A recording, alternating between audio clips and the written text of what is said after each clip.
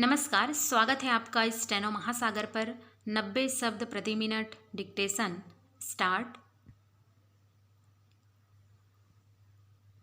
किसी भी हादसे का सबक यह होना चाहिए कि वैसी त्रासदी से बचने के हर उपाय किए जाएं, मगर पिछले कुछ समय से देश भर में रेलगाड़ियों के पटरी से उतरने से लेकर टकराने तक जैसे हादसे सामने आ रहे हैं, उससे यही लगता है कि सरकार ऐसी दुर्घटनाओं से कोई सबक सीखने को तैयार नहीं है जिनमें जान माल का व्यापक नुकसान हुआ हो।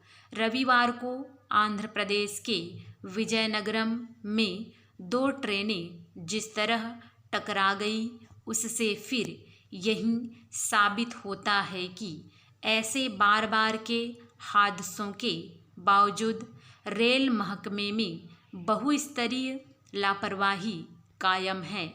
गौरतलब है कि अलमांडा कांतकपले के बीच रायगढ़ यात्री ट्रेन ने विशाखापट्टनम पलासा यात्री ट्रेन को पीछे से टक्कर मार दी, जिसमें 14 लोगों की जान चली गई और कम से कम 50 लोग घायल हो गए। रेलवे की ओर से हादसे की शुरुआती जांच में रायगढ़ यात्री ट्रेन के चालक और सहायक चालक को जिम्मेदार ठहराया गया है।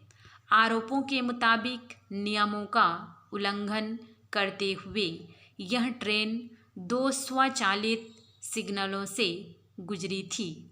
हालांकि हादसे में चालक दल के दोनों सदस्यों की मौत हो गई, लेकिन सवाल है कि इस स्तर की लापरवाही आखिर किन वजहों से बनी हुई है।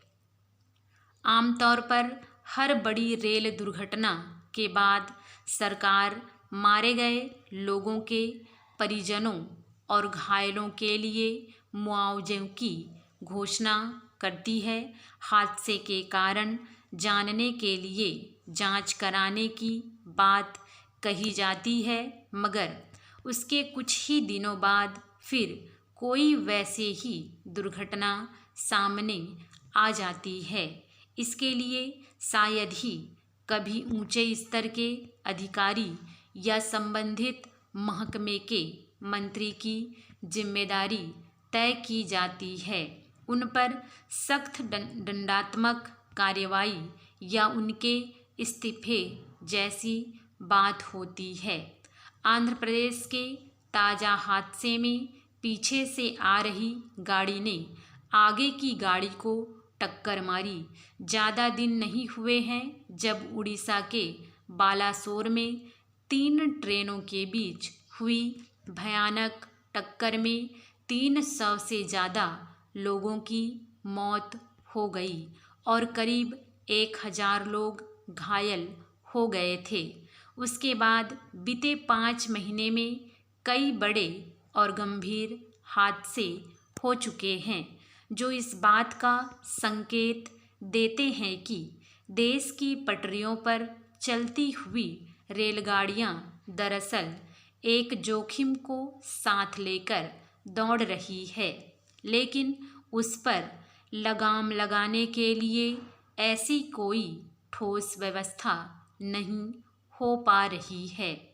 करीब 3 महीने पहले खुद सरकार ने लोकसभा को यह जानकारी दी थी कि बीते 9 सालों में परिणामी रेल हादसों की संख्या हर साल 71 रही।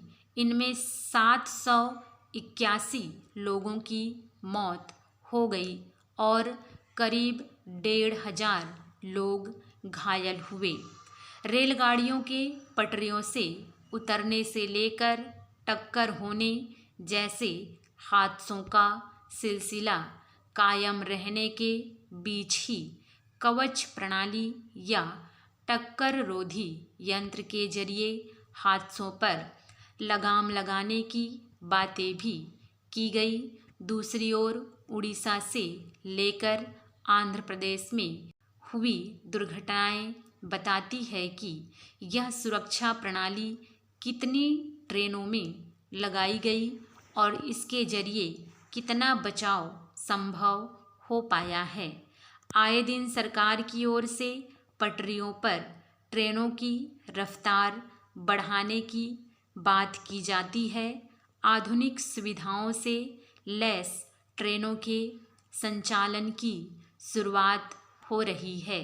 सवाल है कि अगर यात्रियों को ज़्यादा सुविधाएं मुहैया कराने के आश्वासन के साथ पटरियों पर दौड़ाने वाली गाड़ियां हर वक्त दुर्घटनाओं की आशंका के साथ चलेंगी तो हादसों को शून्य करने के दावों को किस आईने में देखा जाएगा। स्टॉप।